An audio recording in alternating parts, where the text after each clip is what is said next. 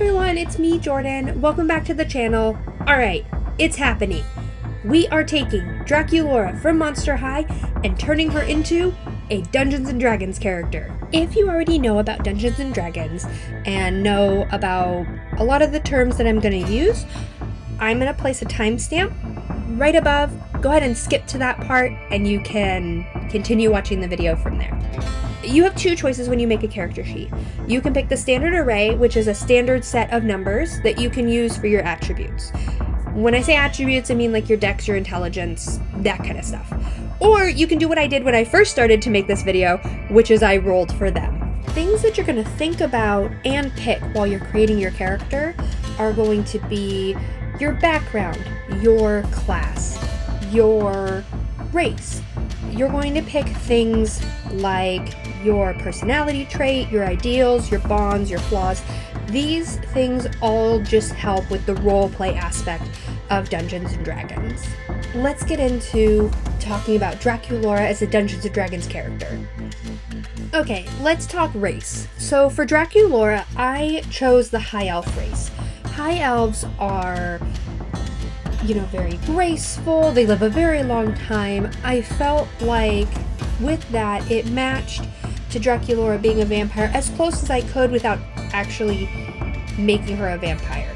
Now, if you would like to see a sheet like that, where she's actually as close to a one-to-one show to character sheet, let me know.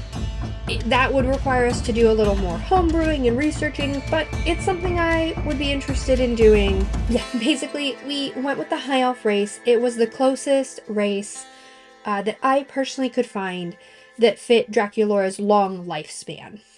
For the background, I ended up picking noble. Honestly, for the fact that Draculaura is Dracula's daughter, it feels like there's an air of regal and regency there, so noble just felt like a good pick. Let's talk class and subclass. So for the character sheet, I did make her a level 3 character so that we could get to the subclass portion in D&D, and also just level 3 is just really great. You have a lot of options with a character of that level. So back to the class. Okay, I made Draculaura a wizard. So wizards in D&D learn their magic, right? So they can learn from spells, spell books. They usually carry a spell book in which they can transcribe those things into, and they can use them later. This felt like it fit.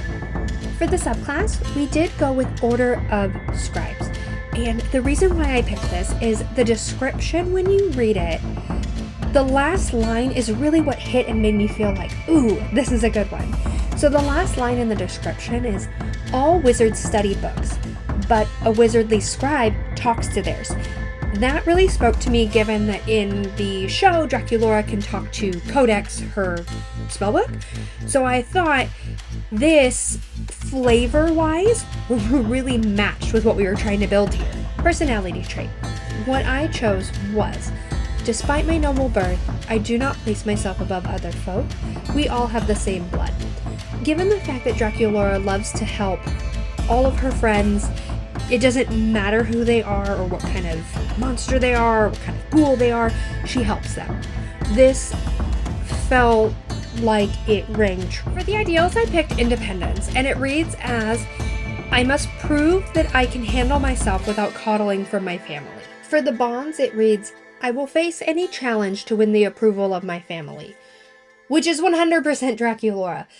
She's trying to prove herself to her dad, to her mom, to her friends, trying to just be the best ghoul she can be. The flaw reads, I hide a truly scandalous secret that could ruin my family forever. The next part we're going to talk about is features and traits. Now, these come from either your background, your race, sometimes even your class. Let's start with the first one, and that's called Fey Ancestry. Now, Fey Ancestry basically means that you get advantage on saving throws against being charmed, and you can't be magically put to sleep. The next trait we're going to talk about is called Trance. So, with that we picked a High Elf as our race.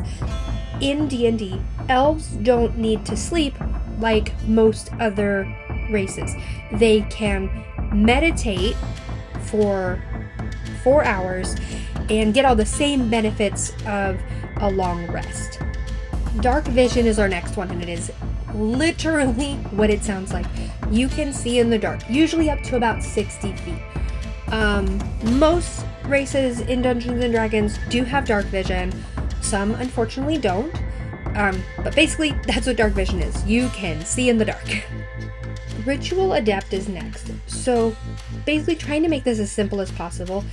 If you have a spell that's marked as a ritual, usually meaning it takes a very long time to cast, or there's some sort of preparation that needs to happen, you basically don't have to prepare that when you have this ability. So the Scholar trait.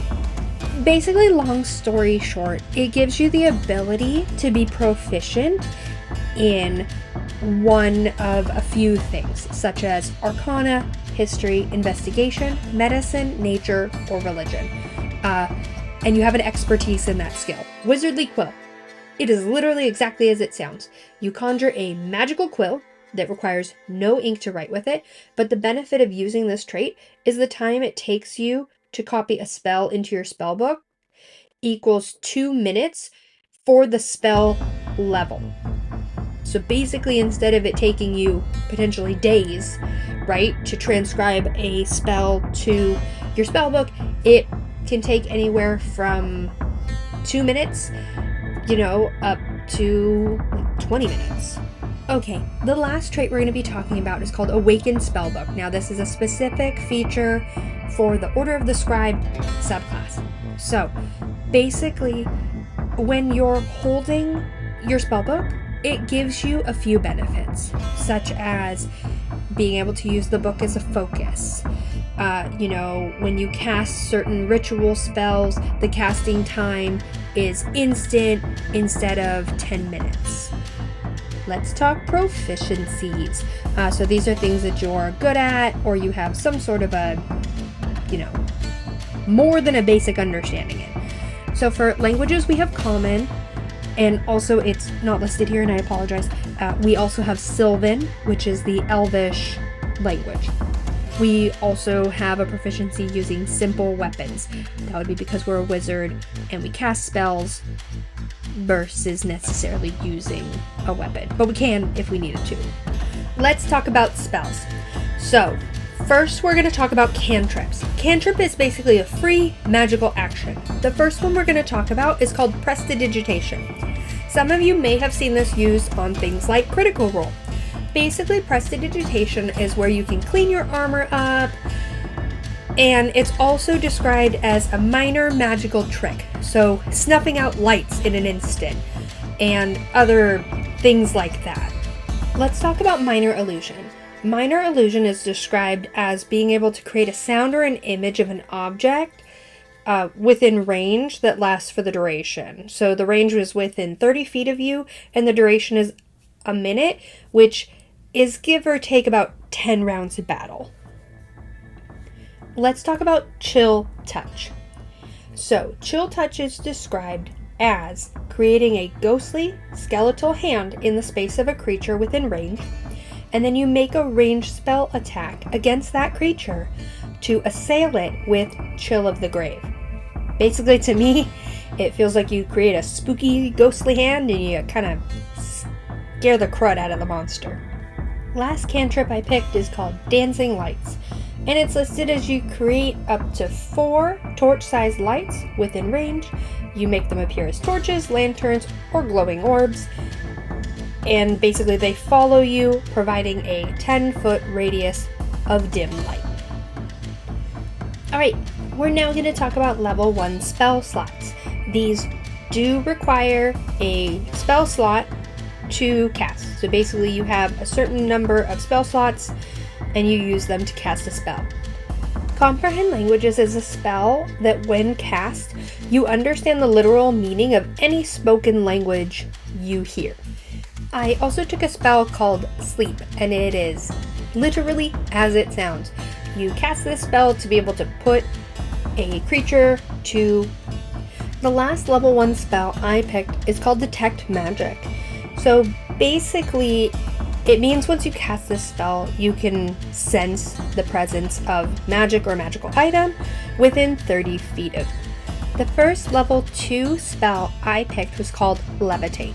So basically this spell makes it so that you can levitate or rise vertically an object or person up to 20 feet in the air, and then they're suspended in the air for the duration of the spell. The last level 2 spell that I picked was called Hold Person. So basically you choose a humanoid creature that you can see within range, and that target has to succeed on a wisdom saving throw or they'll be paralyzed for the duration of the spell. Thank you everyone who stayed till the end of the video.